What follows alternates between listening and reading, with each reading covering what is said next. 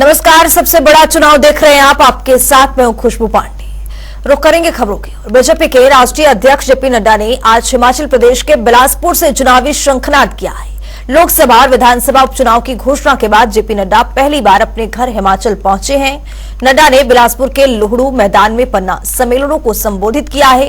इस दौरान केंद्र की विभिन्न योजनाओं को लेकर प्रधानमंत्री मोदी के 10 साल के कार्यकाल की उपलब्धियां गिनवाई और पन्ना प्रमुख को चुनाव में जुटने का आह्वान किया है। वहीं इसी के साथ बीजेपी नड्डा मंडी लोकसभा सीट की नाचन विधानसभा में बड़ी जनसभा को संबोधित करेंगे। यहां पर पार्टी प्रत्याशी कंगना रनौत भी नड्डा के साथ मौजूद रहेंगी। कांग्रेस ने तो यहां तक पहुंचा दिया, यूपीए की सरकार में गणेश भगवान भी दीपावली में चाइना के बने हुए आया करते थे। गणेश भगवान भी हमारे यहां अपने भगवान बनने भी बंद हो गए थे। आज दुनिया में तीसरे नंबर पर भारत टॉय इंडस्ट्री में है और सबसे बड़ा एक्सपोर्टर बन गया है। यह भारत की बदलती तस्वीर है। मित्रों, मैं यहां यह भी बताना चाहता हूं, गांव, गरीब, वंचित, पीड़ित, शोषित, दलित, युवा, किसान, इनकी तस्वीर भी अगर बदली है तो प्रधानमंत्री मोदी जी की नीतियों के कारण बदली है। मैं गांव की बात करना चाहूंगा। आप लोगों ने मुझे 1993 में एमएलए बनाया था। याद करिए वो समय 40 सड़कों के लिए 40 लाख रुपए आते थे। 40 सड़कों के। मैं एमएलए था, मेरा एक सीएन आके मुझे बोलता था, आपको इस साल 40 लाख रुपए मिले, बताइए कहां खर्च करूं। मैं कहता था कोई एक सड़क ढूंढ लो भाई, उसी में लगा दो 40 लाख, और तो कुछ होगा नहीं। आधा किलोमीटर सड़क बनती थी, आधा किलोमीटर सड़क बनती थी।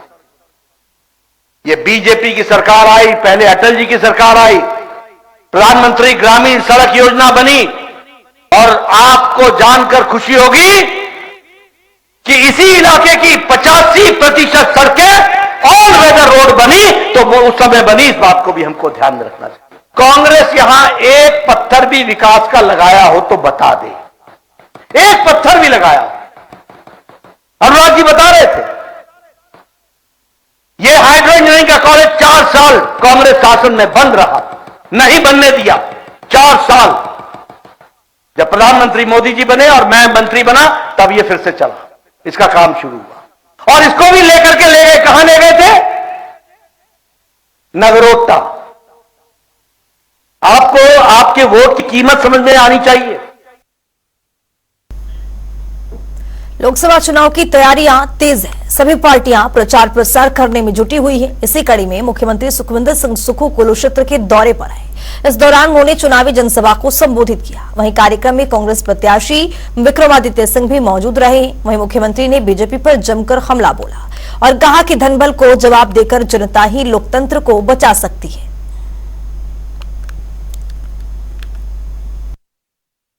हम अपने काम के दम से आपसे वोट मांगते हैं। हम उस डायरेक्टर की तरह नहीं है जिसने 5 साल बाद जो फिल्म बनाई है, फेल हुए 25 सीटों पर पहुंच गए। हमने आपके सामने एक ऐसा नेतृत्व दिया है जो आपकी पीड़ा को जानता है, आपके दर्द को जानता है। ऐसे व्यक्ति के लिए आप सब लोगों ने एक जनपद से अधिक इनके पक्ष में वोट डाला। और ये बात बार बार कहते हैं, एक बात मैं अंत में कहना चाहूंगा, बार बार कहते हैं 4 जून को हमारी सरकार बनी। कोर्ट बंद में सुनाया हुआ ना, वो अब दर्जी को मना किया कि मत बता चुनाव। हमारी चुनाव 62 अभी कितनी जगह है, 6 सीटों पर हो रहे, 68 में से 6 सीटों पर चुनाव हो रहे। अगर मान लीजिए गलती से इन पार्टियों को अगर 6 सीटें भी आ गई तो 25 और 6 कितनी होगी? और अभी हमारे पास 24 है। तभी मैं कहता हूं कि गुना भाग में मैथमेटिक्स में कुछ टीचर को पूछना पड़ेगा, ठीक नहीं है। मैथ में तो लगता है फिर हुए हैं। हम लोग एक ऐसे राजनीतिक युग पर आपसे वोट मांगने आए हैं जहां लोकतंत्र की जीत होनी चाहिए, सच्चाई की जीत होनी चाहिए, न्याय की जीत होनी चाहिए। जितने जितने भी मसले हमारे कुल्लू के, मनाली के, मंडी के और हिमाचल प्रदेश के केंद्र में लंबित हैं, उनको उठाने का और दमदार तरीके से उठाने का समय आ गया है। चाहे वो हमारा सबसे पहली प्राथमिकता चुनाव जीतने के बाद आपके जो हमारा रोड वैली है, ये मेरा वादा है केंद्र सरकार से, जो पहला मसला हम लेकर आएंगे, बरोड से लगवैली के लिए बुबुजोड़ टनल का निर्माण करवाया जाएगा।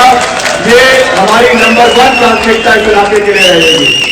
अभी हम आनी से आ रहे हैं, आनी के लोगों को मैं ये वादा देकर आया हूं हमारी ओर से और मुख्यमंत्री जी की ओर से कि जब हम चुनाव जीतेंगे, टूरिज्म के लिए जिस तरीके से यहाँ पे कार्य हो रहे हैं, हमने जलोड़ी जोड़ टनल का निर्माण प्राथमिकता पे आने वाले समय में करवाना है।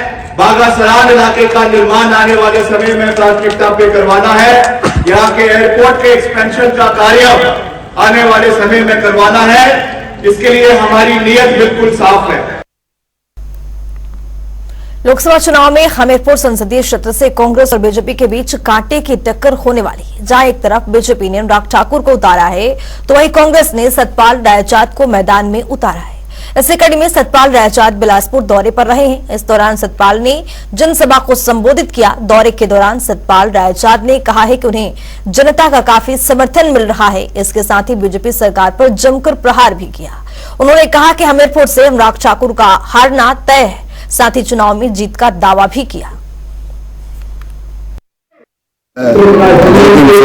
बिलासपुर के दौरे में, बिलासपुर जिले के दौरे में परसों मैं नैना देवी में था, कल मैं बिलासपुर में था और कल बहुत छोटी छोटी मीटिंगें, जो 17 मीटिंगें हमने बिलासपुर कॉन्स्टिट्यूंसी में की। आज वर्कर मीटिंग्स धर्मानी जी ने, जो हमारे मंत्री महोदय हैं, उन्होंने रखी है।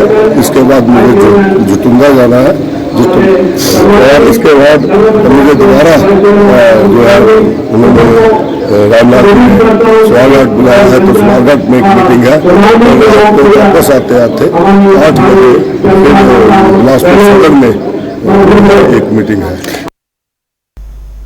लोकसभा चुनाव के दौरे में हिमाचल में सेब का मुद्दा लगातार चर्चाओं में। कांग्रेस लगातार प्रधानमंत्री मोदी पर सेब का आयात घटाकर प्रदेश के बागवानों से वादा खिलाफी का आरोप लगा रही है। इसको लेकर प्रदेश बीजेपी के प्रवक्ता संदीपनी भारद्वाज ने जुबानी प्रहार किया है। जुबानी हमले में संदीपने ने आनंद शर्मा का पर निशाना साधा है। संदीपने ने कहा है कि शिमला में सेब का नुकसान करने के बाद अब आनंद शर्मा आम और किन्नू का नुकसान करने कांगड़ा चले गए हैं। इस दौरान जगत सिंह नेगी के बयानों पर भी पलटवार किया है। सुनिए।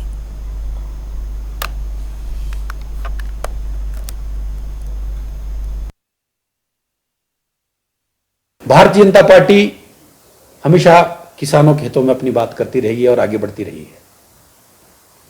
जयराम जी की सरकार थी, MIS में हमने सेब खरीदा। पहले तो मैं सेब खरीदा नहीं, हालत यह आ गई कि लोगों को नदी में फेंकना पड़ गया, वो भी आपने देखा। लेकिन उसके बाद सेब खरीद के जब HPMC और हिमफेड को गया, तो जब हमारी सरकार पिछली बार थी, तो जयराम जी पूरे किसानों का जो MIS का पैसा था उसकी पूरा भुगतान करके गए थे।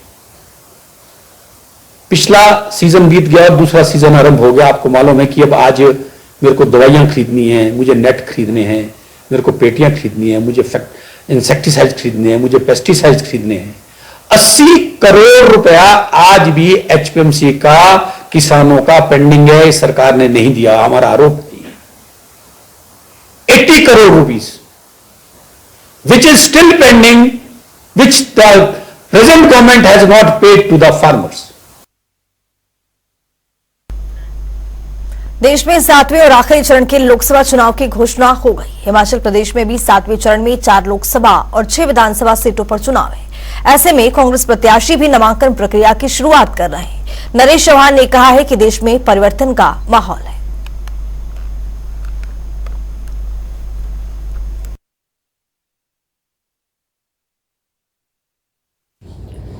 देखिए 9 तारीख को मंडी पार्लियामेंट्री के लिए विक्रमादित्य जी नॉमिनेशन करेंगे और उसके बाद एक बड़ी जनसभा मंडी शहरी मंच में, जिसमें हजारों कार्यकर्ता समर्थक, जिसको माननीय मुख्यमंत्री जी भी उसमें शामिल रहेंगे, हमारी पार्टी के अध्यक्ष भी हैं और सीनियर लीडर्स। और 9 तारीख को ही आनंद शर्मा जी जो हमारे प्रत्याशी है कांगड़ा चंबा पार्लियामेंट्री से, उनका भी नॉमिनेशन है, जो तकरीबन 1 बजे के करीब 12:30-1 बजे कांगड़ा में धर्मशाला में होना है। और माननीय मुख्यमंत्री जी और सीनियर लीडर्स उसमें भी शामिल रहेंगे।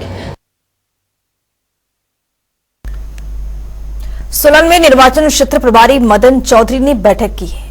इस दौरान पदाधिकारियों को जीत हासिल करने के लिए टिप्स भी दिए गए हैं। वहीं इस मौके पर पदाधिकारियों की शिकायतों को सुना और कार्यकर्ताओं की नाराजगी को दूर करने का प्रयास भी किया है। इसके साथ ही बैठक में संगठन को मजबूत करने के लिए रणनीति भी तैयार की गई है।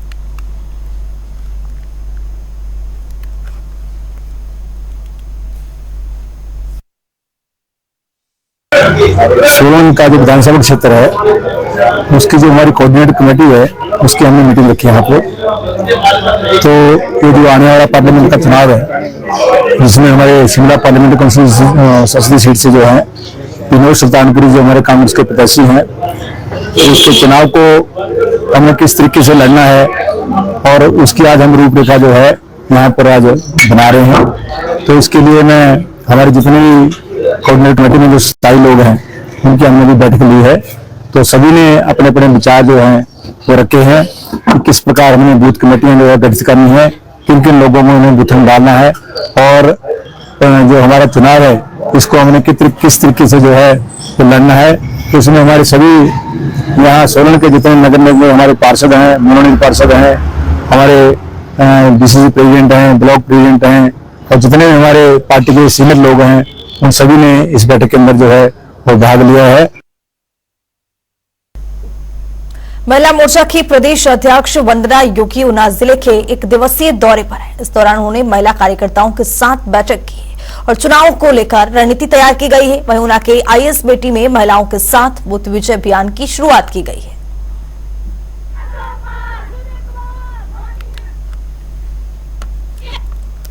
बूथ विजय अभियान हमारा चला हुआ था, अब हम नए अभियान की ओर बढ़ रहे हैं।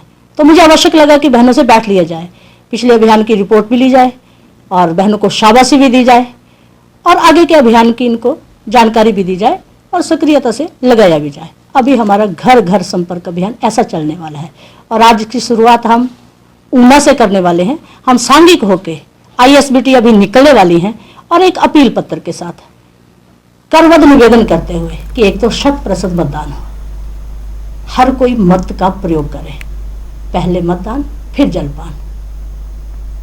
देश की राष्ट्रपति द्रौपदी मुर्मू हिमाचल प्रवास पर हैं। बीते कल द्रौपदी मुर्मू माल रोड और रिज मैदान का भ्रमण करने के लिए पहुंची। यहां पर राज्यपाल शिवप्रताप शुक्ल ने राष्ट्रपति का स्वागत किया है। इस दौरान लोगों के बीच राष्ट्रपति के साथ तस्वीरें लेने के लिए खासा उत्साह नजर आया। राष्ट्रपति ने लोगों का अभिनंदन भी स्वीकार किया। वहीं इस दौरान राष्ट्रपति छोटे बच्चों को दुलार करती हुई नजर आई।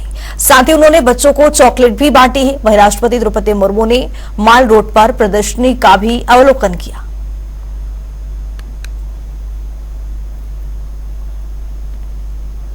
हिमाचल के 3 निर्दलीय विधायकों को फिलहाल हाईकोर्ट से राहत नहीं मिली है। इनकी याचिका पर हाईकोर्ट की डबल बेंच ने अपना फैसला सुना दिया है। इसमें विधायकों की उस अर्जी को कोर्ट ने खारिज किया है जिसमें तीनों इंडिपेंडेंट एमएलए ने कोर्ट की ओर से ही इस्तीफा स्वीकार करने का आग्रह किया था। ये मामला मुख्य न्यायाधीश एमएस रामचंद्र राव और ज्योत्सना रेवाल दुआ की बेंच ने सुनाया है, मगर दोनों न्यायाधीश का इस मामले में अलग अलग विचार आया है। वहीं एडवोकेट जनरल अनूप रत्न ने बताया है कि भिन्न दृष्टिकोण की वजह से अब ये मामला तीसरी बेंच को रेफर होगा और दोबारा से मामले की सुनवाई की जाएगी। देखिए, जो इंडिपेंडेंट विधायकों ने हाई कोर्ट में याचिका दायर की थी कि हमारे रेजिग्नेशन को एक्सेप्ट किया जाए और उन रेजिग्नेशंस को हाई कोर्ट ही एक्सेप्ट कर ले, ना कि क्योंकि स्पीकर एक्सेप्ट नहीं कर रहे हैं, उस याचिका पर आज उच्च न्यायालय ने अपना फैसला सुनाया। न्यायालय एक प्रश्न कि जो याचिकाकर्ताओं की न्यायालय से गुहार थी, प्रेयर थी कि हमारे रेजिग्नेशन उच्च न्यायालय ही स्वीकार कर ले, उस प्रेयर को हाई कोर्ट ने रिजेक्ट कर दिया है। उन्होंने कहा है कि हाई कोर्ट इस प्रेयर को स्वीकार नहीं कर सकता है।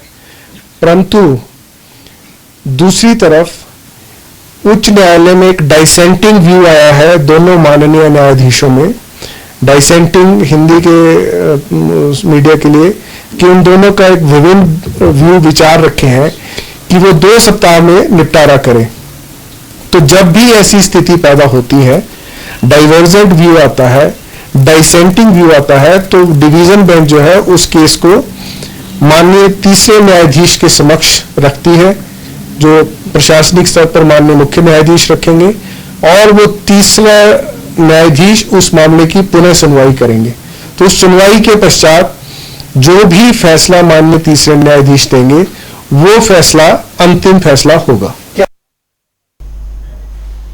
हिमाचल प्रदेश स्कूल शिक्षा बोर्ड ने 10वीं कक्षा का रिजल्ट घोषित कर दिया है। वह इस साल पास प्रतिशत 74.61% रहा है। हमीरपुर जिले के सरकारी स्कूल नादौन की छात्रा रिद्धिमा शर्मा ने 700 में से 699 अंक प्राप्त करके प्रदेश में टॉप किया है। वहीं कांगड़ा जिला की कृतिका शर्मा ने दूसरा स्थान हासिल किया है। साथ ही सरकारी स्कूल बरठी के शिवम शर्मा ने प्रदेश भर में तीसरी रैंक प्राप्त की है।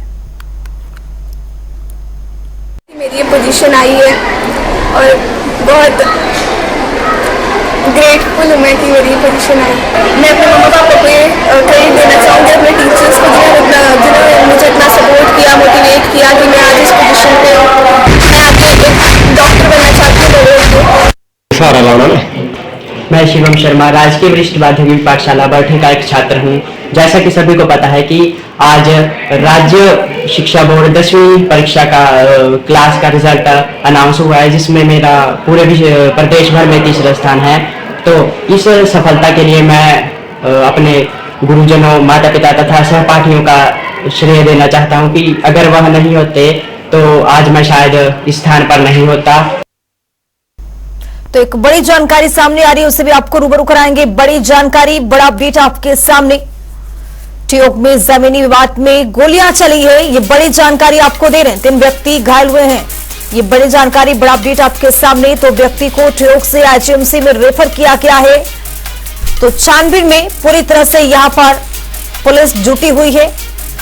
तो पुलिस ने गोली चलाने वाले को भी गिरफ्तार कर लिया है। ठियोग में जमीनी विवाद में गोलियां चली है, मामले की आगामी कार्यवाही भी जारी है। ठियोग में जमीनी विवाद का यह पूरा मामला और इसी पूरे मामले में गोलियां भी चली है। 3 व्यक्ति इसमें घायल हो गए हैं। तो 2 व्यक्ति को ठियोग से आईजीएमसी भी रेफर कर दिया गया है।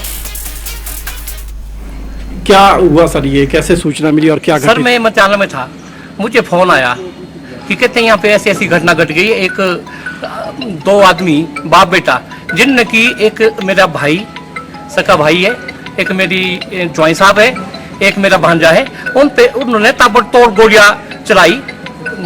गनीमत तो ये रही कि चलो वो थे तो खतरे में थे, पर अब हॉस्पिटल पहुंचा दिया गया है। अब भगवान के भरोसे, अगर भगवान की इच्छा जो होगी। पुलिस तो मौके पे वारदात पे गई है सर।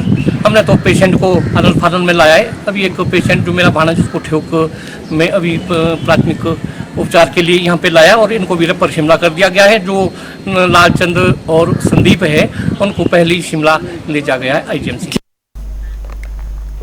धर्मशाला के अंतर्राष्ट्रीय क्रिकेट स्टेडियम में 9 मई को पंजाब किंग्स और रॉयल चैलेंजर्स बेंगलुरु टीम के बीच आईपीएल का मैच खेले जाना है। इसको लेकर जहां पंजाब किंग्स की टीम पहले ही धर्मशाला में मौजूद है, तो वहीं रॉयल चैलेंजर्स बेंगलुरु की टीम के खिलाड़ी भी धर्मशाला पहुंच चुके हैं। साथ ही आरसीबी टीम के खिलाड़ियों ने स्टेडियम में जमकर प्रैक्टिस की है। वहीं विराट कोहली भी अभ्यास सत्र में भाग लेते हुए नजर आए।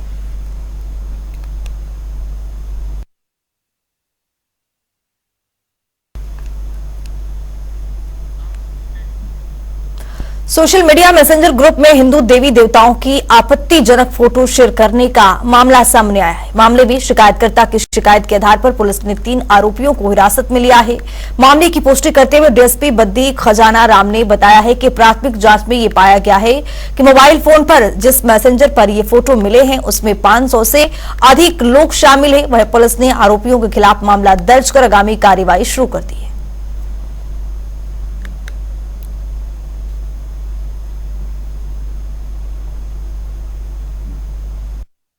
आज थाना बद्दी में एक शिकायत कमल उर्फ राजन के द्वारा थाने में दी है कि वुड बैरियर के पास नौशाद नाई की दुकान करता है।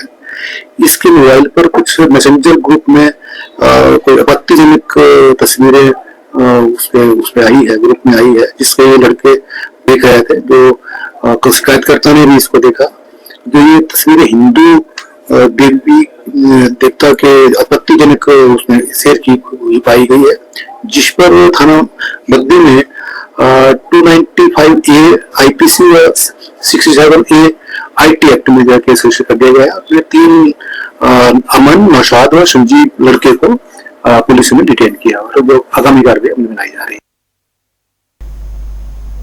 किन्नौर की विद्युत परियोजना में आपदा प्रबंधन के तहत मॉक ड्रिल का आयोजन किया गया। डीसी किन्नौर डॉक्टर अमित कुमार शर्मा ने मॉक ड्रिल का जायजा भी लिया है। उन्होंने बताया है कि जिला प्रशासन विद्युत परियोजनाओं में आपदा प्रबंधन के लिए प्रतिबद्ध है और आपदा प्रबंधन सुरक्षा कार्यों में हर संभव मदद प्रदान करने के लिए तत्पर है, जिससे आपातकालीन स्थिति में विभागों में बेहतर समन्वय स्थापित किया जा सके और प्रभावित लोगों को समयबद्ध सीमा में राहत पहुंचाई जा सके। हाइड्रो पावर प्रोजेक्ट चलाना उसमें। अपना हिमाचल में मेरे साथ इतना ही। देश और दुनिया के तमाम खबरों के लिए बने रहिए जनता टीवी के साथ।